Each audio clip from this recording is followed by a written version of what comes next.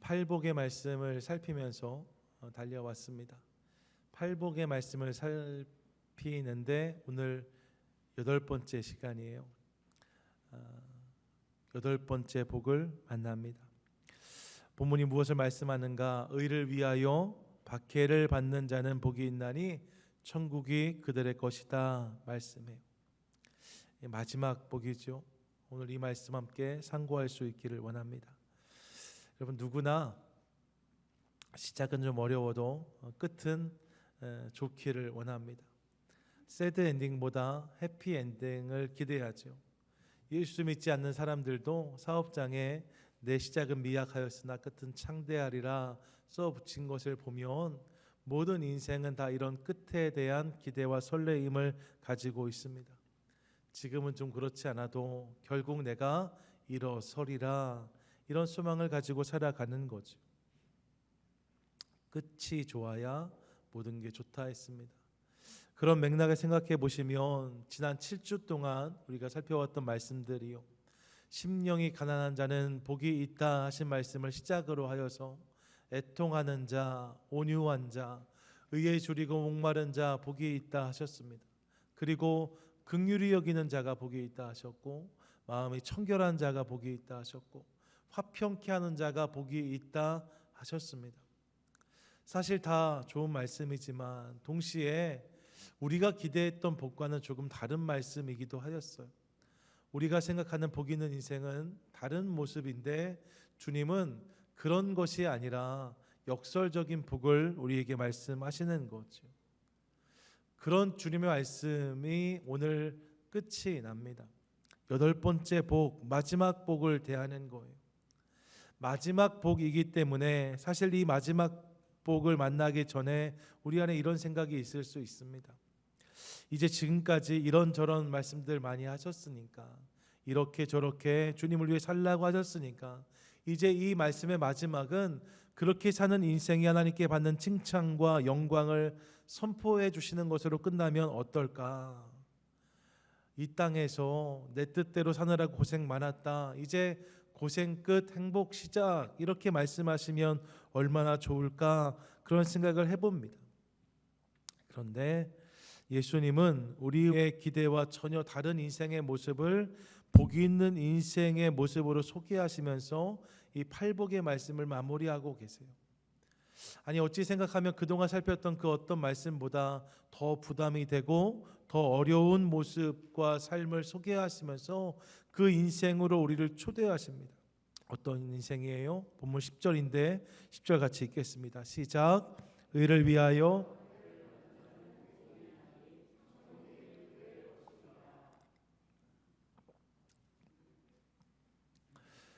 의를 위하여 박해를 받는 인생에 대해서 말씀하십니다. 의를 위해서 박해를 받는 자가 복이 있다 하시는 거죠.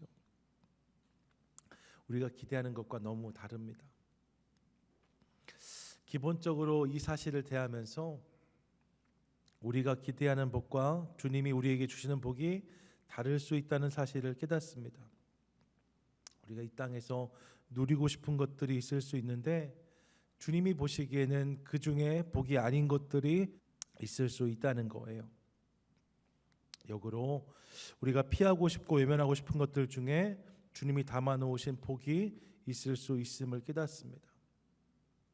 그러면 우리가 생각하는 복과 하나님 주신 복이 다를 수 있으니까요, 그럼 선택해야 되거든요. 여러분, 무엇을 선택하시겠어요? 하나님의 사람들은 하나님께서 말씀하시는 것을 선택하는 사람들이지요. 왜요? 그분이 나보다 나를 더 잘 아신다는 믿음이 있기 때문입니다. 우리는 오늘을 살면서 인생을 바라보지만 하나님은 영원의 시간 속에서 우리를 바라보세요. 그러니까 잠깐 우리를 기쁘게 하는 것이 아니라 영원히 우리를 만족하게 하는 것이 무엇인지를 주님이 아십니다. 그러므로 주님이 주시는 복이 진짜 복인 거지요. 이 사실을 기억하면서 오늘도 그 주님께서 우리 가운데 음성 주시기를 기대하며 말씀 앞으로 나아가겠습니다. 먼저 본문을 보시면 의를 위하여 박해를 받는 자가 복이 있다라고 말씀하세요. 가장 먼저 뭐라고 말씀하세요? 의를 위하여라고 하십니다. 의를 위하여. 여러분, 이 의를 위하여, 의라고 하니까 기식감이 있어요. 어디서 들어봤나? 네 번째 복을 살필 때 우리는 이미 이 의에 대해서 함께 나누었습니다. 의가 뭐예요? 의는 바르고 옳고 참된 것이라고 말씀을 드렸습니다. 그게 의입니다. 그런데 바르고 옳고 참된 것이 의인데, 특별히 성경에서 보면 누구를 설명할 때 이 의란 단어가 가장 많이 사용되고 있는가? 그럼 누구를 설명할 때요? 하나님을 설명할 때. 수백 번에 걸쳐서 하나님을 이야기할 때 성경은 의라는 단어를 사용합니다. 의로우신 하나님을 외치고 하나님이 의롭다라고 선포합니다. 그래서 의는 곧 하나님이라고 말씀을 드렸어요. 이게 네 번째 복에 나누었던 의의 정체였습니다. 의는 하나님이세요. 더불어 오늘 본문을 보시면 오늘 본문 속에서도 의란 단어가 등장하는데, 이 의의 또 하나의 의미를 우리가 본문 속에서 발견해요. 그동안에는 복이 무엇인지에 대해서만 말씀하셨는데, 오늘 특별히 8번째 복은 10절에서 복 있는 사람에 대해 말씀하신 다음에 10절 이후에 11절, 12절에서 그 말씀에 대한 설명을, 부연을 예수님이 직접 해주시거든요. 근데 그 말씀을 보시면 10절에서 의를 위하여라고 말씀하신 주님이 11절에서 뭐라고 말씀하시는가? 나로 말미암아라고 말씀하세요. 나로 말미암아 이런 일들을 당하는 자는 복이 있다라고 말씀하십니다. 의를 위하여란 자리에 나로 말미암아라고 말씀하시는 것을 보게 돼요. 여기서 나가 누구예요? 예수님이십니다. 그러므로 의는 또 다른 맥락에서 예수님을 의미한다는 사실을 깨닫습니다. 예, 여러분, 하나님이 의이시고 예수님이 의이십니다. 성삼위 하나님이 곧 의라는 사실을 깨닫게 되는 거죠. 주님이 우리의 의이세요. 그래서 그 주님을 내 삶에 모시면 우리가 의롭다 여김을 받게 되는 거죠. 예수님이 우리의 의이신 것을 믿고 의지하는 저와 여러분, 우리 모두가 되시기를 축복합니다. 아멘. 예수님이 우리의 의이십니다. 그런데 오늘 본문을 보시면 그 예수님을 말미암아 은혜를 받고 복을 받는 자에 대해서 말씀하지 않으시고, 이 예수로 말미암아 박해를 받는 자를 말씀하세요. 보다 구체적으로 보시면 11절에 이 내용 또한 부연하시는데, 10절에서 박해를 받은 자라고 말씀하시고 11절에 넘어가 보면 나로 말미암아 너희를 욕하고 박해하고 거짓으로 너희를 거슬러 모든 악한 말을 할 때에는 너희에게 복이 있다고 하십니다.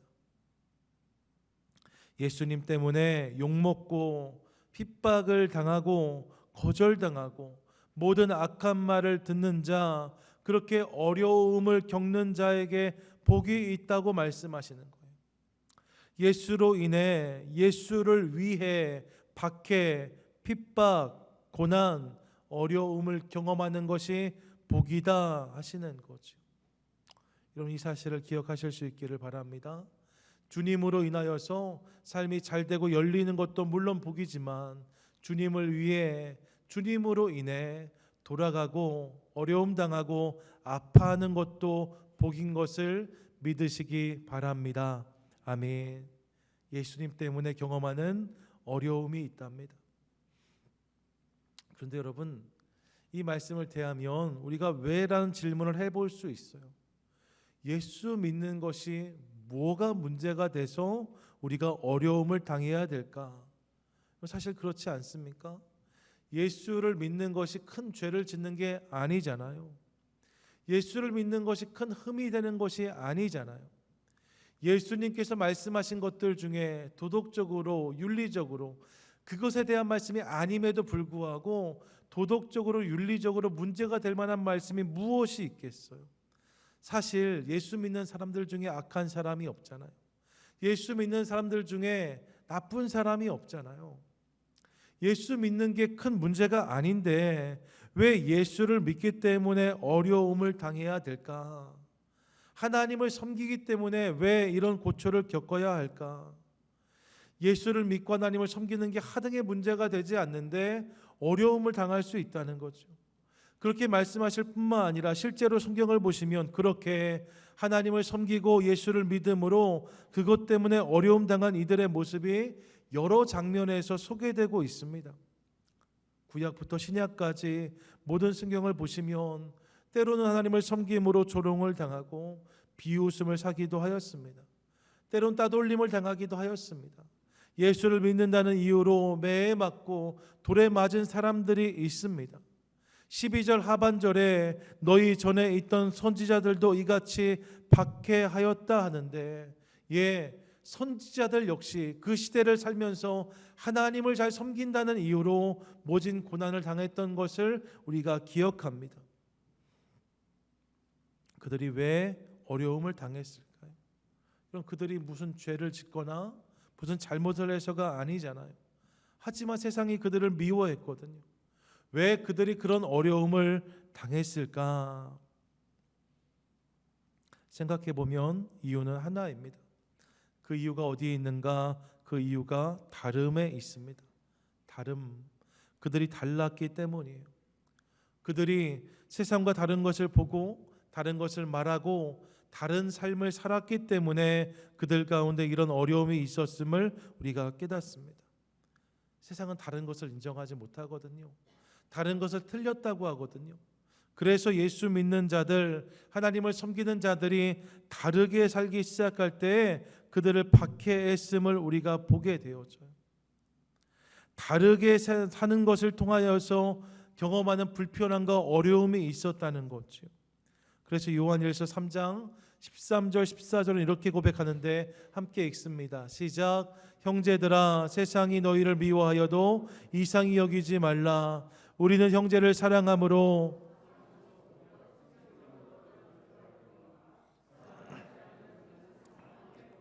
있느니라. 아멘. 뭐라고 말씀하세요? 생명과 사망이 그런 것처럼 우리와 세상이 다르다 하십니다. 이 다름으로 말미암아 세상이 우리를 미워한다고 말씀하세요. 세상과 우리 사이에 있는 다름이 미움을 낳는다라고, 세상과 우리 사이에 있는 다름이 미움의 이유이고 조건이라고 말씀하십니다. 그러면서 이 미움이 이상한 것이 아니라고까지 말씀하세요. 그러니까 무엇을 잘못해서가 아니라 다르기 때문에 당하는 어려움이 있답니다. 의를 위하여 박해를 받는 자라고 할 때 그 박해의 이유는 바로 여기에 있는 거죠. 예수님 때문에 세상과 다르게 사는 자가 의를 위하는 자예요.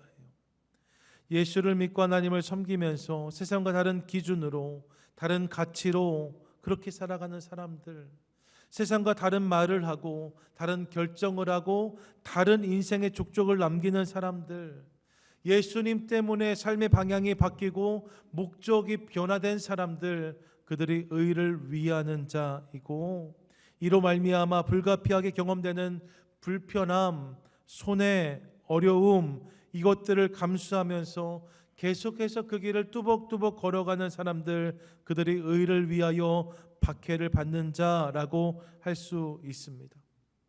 이것이 오늘 의를 위하여 박해를 받는 자의 정체예요.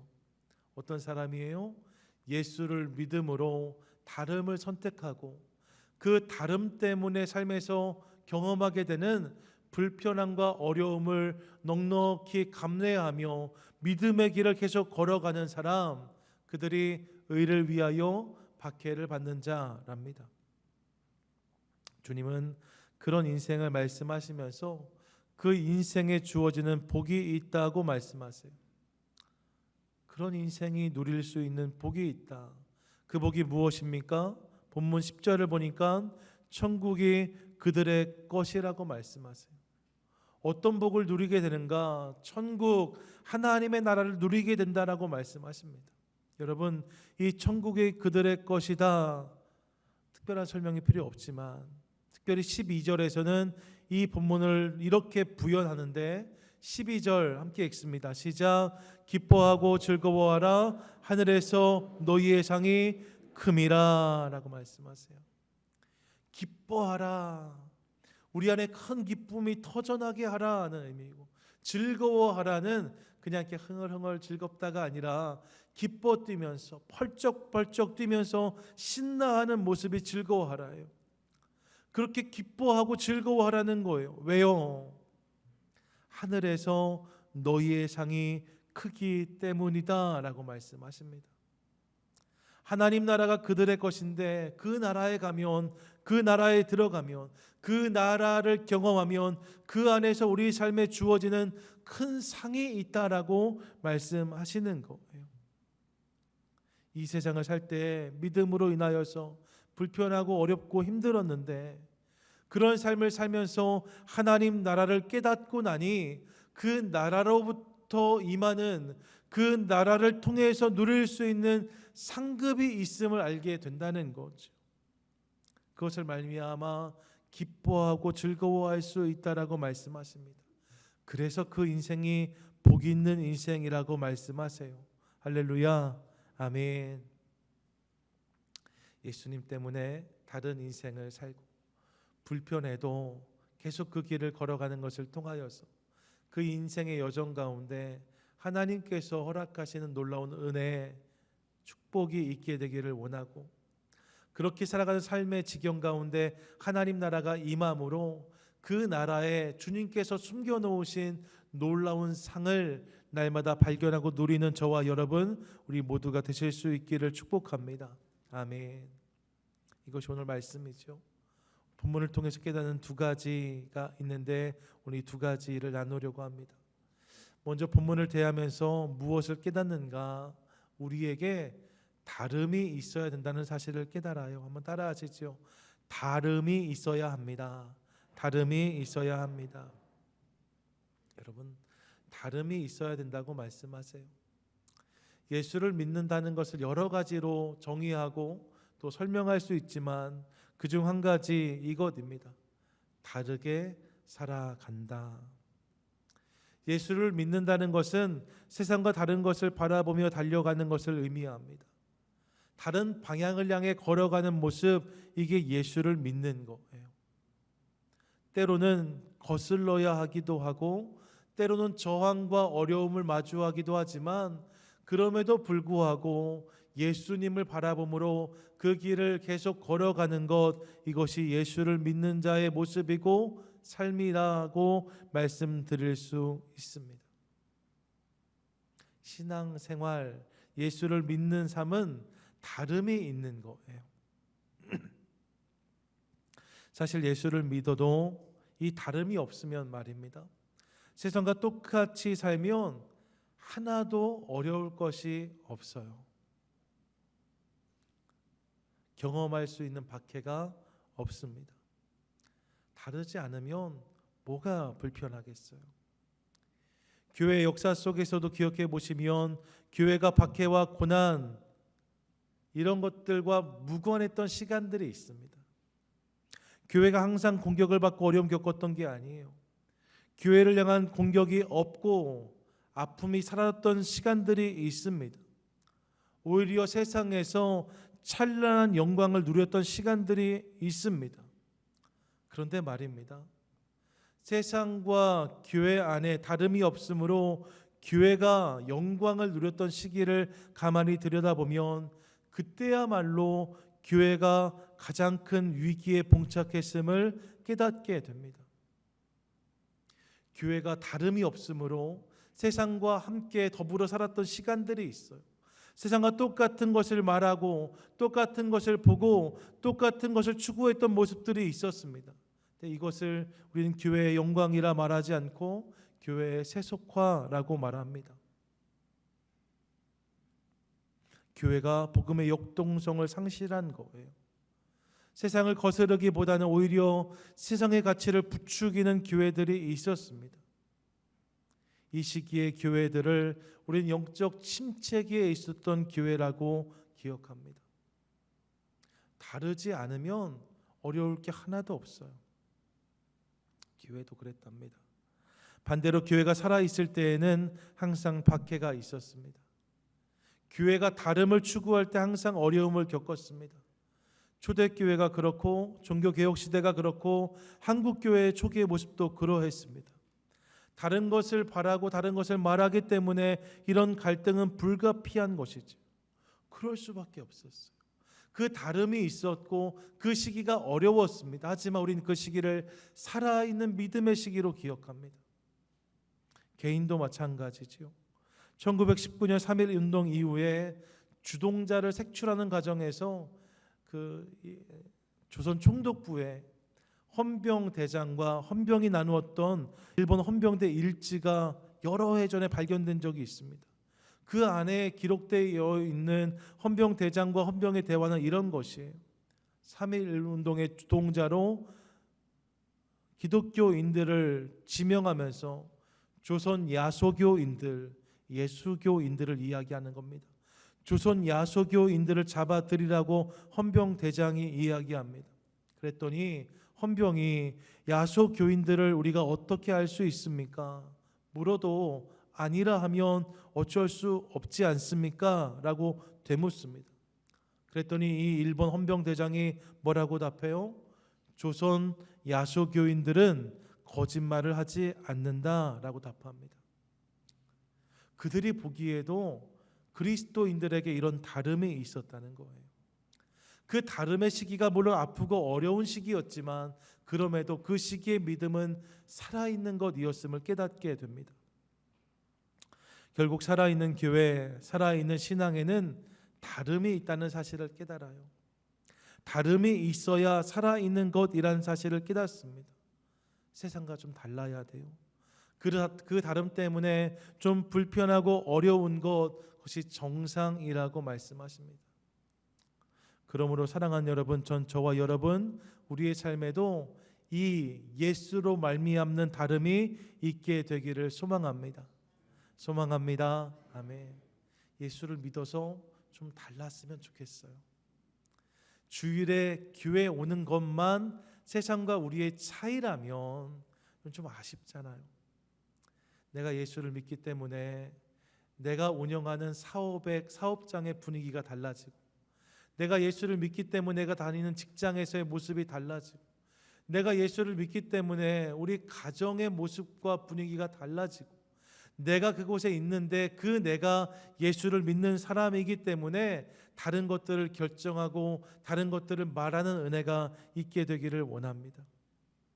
그때 우리는 그곳에서 하나님의 은혜를 깨닫게 될 것이라고 주님 말씀하세요.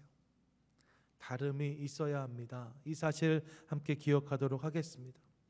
더불어 둘째로 깨닫는 것이 있죠. 그것이 무엇입니까? 그것은 우리가 바라봐야 될 것이 이 땅이 아니라 천국이란 사실을 또한 깨닫습니다. 한번 따라하시죠. 천국을 바라봐야 합니다. 천국을 바라봐야 합니다. 여러분, 박해를 받을 때 말입니다. 박해를 받는 것이 힘들고 어려운 일이 아닌 것은 아니잖아요. 아파요. 어려워요. 하지만 크게 기뻐하고 즐거워할 수 있다 합니다. 그 이유가 어디에 있는가? 주님은 하늘의 상이 크기 때문이라고 말씀하세요. 하늘에, 하나님 나라에, 하나님 안에 우리 가운데 주어지는 복이 있기 때문에, 상이 있기 때문에 기뻐하고 즐거워할 수 있다라고 말씀하시는 거죠. 이 말씀을 통해서 결국 우리의 시선은 이 땅을 향하는 것이 아니라 하나님 나라를 향해야 된다는 사실을 깨달아요. 이 땅만 바라보면 우리는 기뻐할 수 없어요. 이 땅만 바라보면 우리는 즐거워할 수 없어요. 하지만 우리가 하나님을 향해서 눈을 뜨기 시작할 때, 하나님 나라를 바라보기 시작할 때 그곳으로부터 부어지는 놀라운 기쁨이 있음을 믿으시기 바랍니다. 믿으시기 바랍니다. 아멘. 사실 팔복 전체가 이 하나님 나라 천국으로 우리를 초대하고 있어요. 여러분 말씀을 들으시면서 좀 기식감이 있지 않으셨어요? 들어본 말씀 같다. 왜요? 이미 팔복의 말씀 중 첫 번째 복이요, 심령이 가난한 자에게 주어지는 약속을 말씀하실 때 주님이 동일한 말씀을 하셨습니다. 심령이 가난한 자는 복이 있나니 뭐라고 말씀하세요? 천국이 그들의 것임이요 라고 말씀하십니다. 천국이 그들의 것이다 말씀하셨어요. 그리고 8번째 말씀에서 동일한 약속을 선포하십니다. 한 번 더 읽으시죠. 함께 읽습니다. 시작. 의를 위하여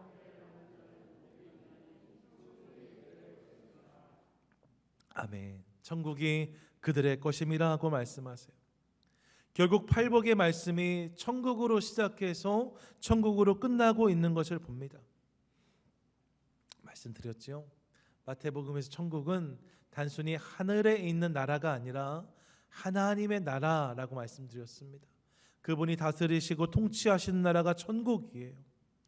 그 하나님 나라에서 시작해서 그 하나님 나라로 끝나는 것이 팔복의 말씀이고, 결국 믿는 사람들이 바라봐야 되는 복은 이 땅에서, 세상에서 사람들 사이에 주어지는 복이 아니라 하나님의 나라, 그분의 다스림 가운데 우리 삶에 부어지는 복인 것을 깨닫게 됩니다.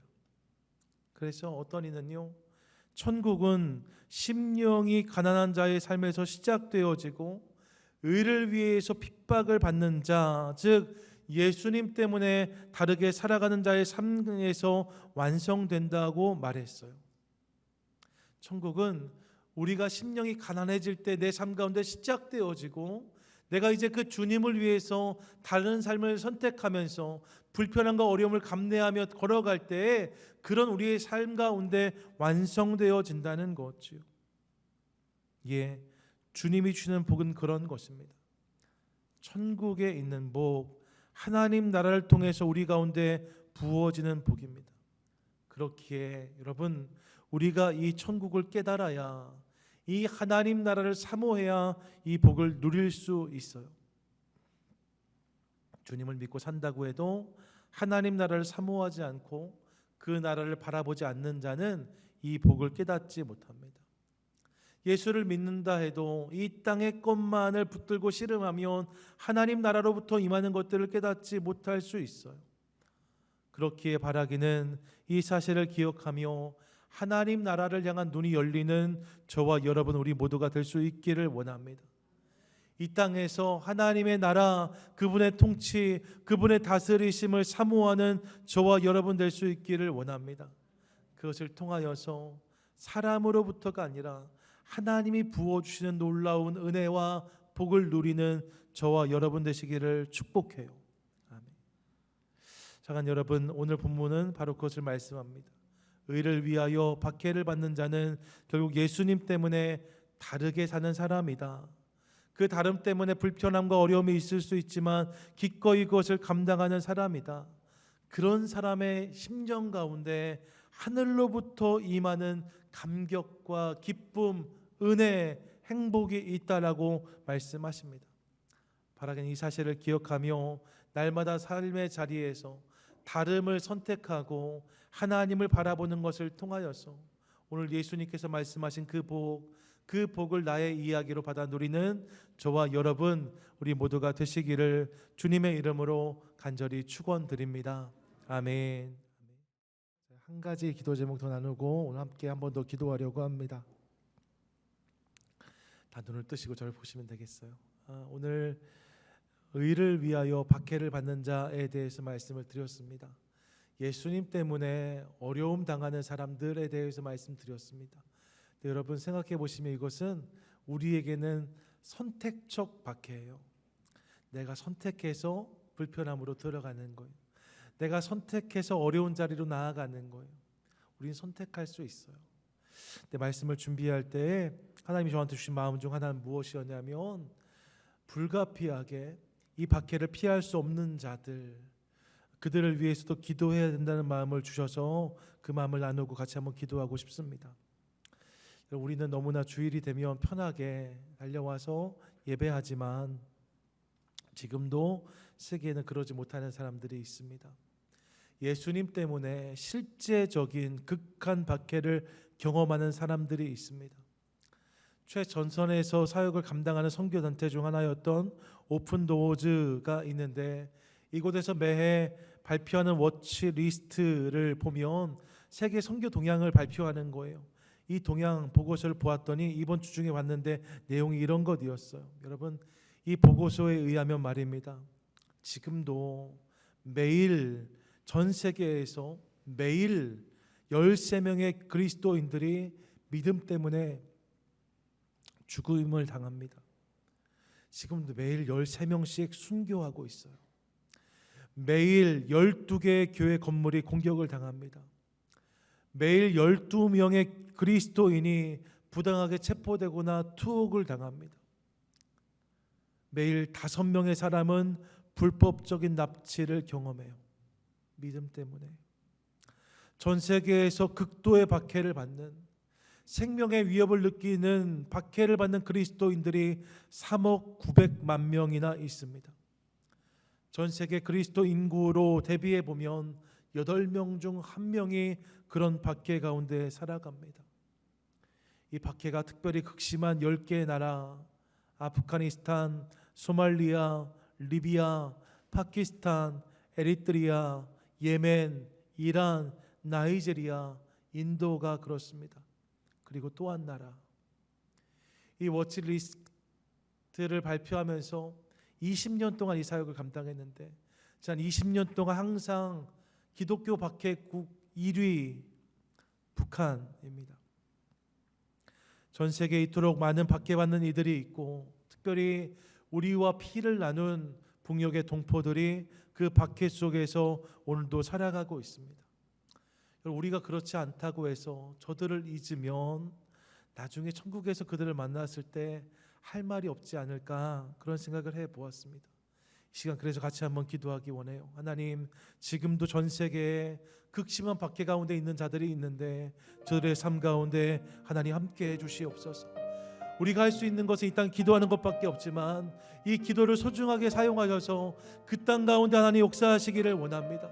특별히 북한 땅 가운데 하나님 은혜를 부어주셔서 예수를 믿는다는 이유로 어려움 당하는, 생명의 위협을 느끼는 모든 자들의 삶 가운데 하나님 큰 위로와 격려를 부어주시고 저들의 눈물을 닦아주시고 하나님의 나라가 그 땅 가운데 속히 임하게 하여 주시옵소서라고, 우리 세계 열방에 박해받는 모든 자들과 우리 북한 땅에 믿음의 성도들 주님께 올려드리시면서 하나님 저들의 삶 가운데 은혜를 부어주십시오. 통성으로 같이 한번 기도하도록 하겠습니다. 기도하겠습니다.